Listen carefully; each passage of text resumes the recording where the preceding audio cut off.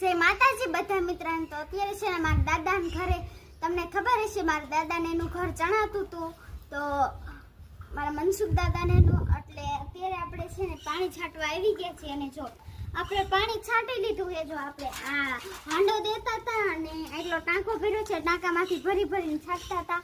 અને જો અહીંયા બધે પાણી આપણે છાંટી દીધું છે, તો હાલ હું તમને મેળી ઉપર જઈને આખું બતાવી દઉં। તો જો ગાઈસ, આ રીતના કંઈક આપણે બધે પાણી છાંટી દીધું છે।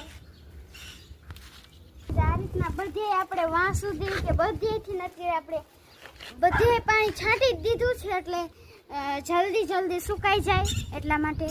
અને હવે તો વરસાદ આવે એવું થાય ને, તેથી તો પાણી પાવા પણ નહીં આવવું પડે। અને સવારમાં આપણે આવી ગયા છીએ।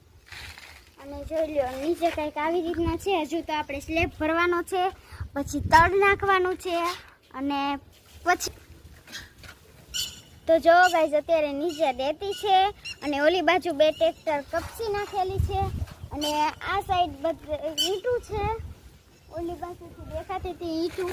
તો બધાને બાય બાય।